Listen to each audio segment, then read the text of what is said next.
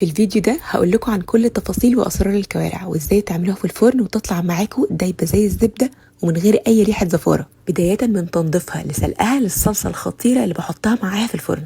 الكوارع بتاعتنا تكون متنضفه كويس وبننقعها بعدها في ميه بملح وليمون لمده مش اقل من ساعتين. الخطوه الجايه دي بقى بنعملها مرتين، بنغلي ميه وبنحط فيها الكوارع وعليها اضافات هكتبها لكم تحت في الكابشن. اول مره بنسيبها تغلي حوالي 20 دقيقه لحد ما تنزل كل الزفار اللي فيها، وبعدين نرمي الميه دي وبنغسل بقى الكوارع تاني، وبعدين بنغلي ميه ونحط عليها الكوارع ونفس الاضافات ونسيبها بقى تغلي براحتها لحد ما تستوي. والملح مش بنضيفه على الكوارع الا لما تكون تقريبا استوت. في حله بقى تانية نشوح حوالي معلقه توم مفروم كبيره لحد ما يصفر، وبعدين نضيف عليه ربع كوبايه خل يغلوا بقى مع بعض دقيقتين، وبعدين نضيف عليهم كوبايه عصير طماطم فريش. الطماطم حاولوا ان هي ما تكونش مضروبه بنسبه 100%، يعني يكون فيها شويه قطع. نضيف بقى ملح وفلفل وسبع بهارات ومعلقه كبيره صلصه ونسيبها بقى تتسبك براحتها. بعد ما الكوارع تكون اتسلقت كويس قوي نرصها في اي طاجن او صينيه ونضيف بقى عليها الصلصه بعد ما تكون اتسبكت. اهم حاجه ان الصلصه تكون مغرقه وش الكوارع كلها، فعشان كده احسن ضيفوها بمعلقه عشان ما تنزلش في قعر الطاجن. دخلوها بقى تحت الشوايه لحد ما الوش يحمر، واول ما تطلع ضيفوا عليها كبشه شوربه كوارع كده بتديها اللمعه الخطيره دي وبتطريها. وبالهنا والشفا.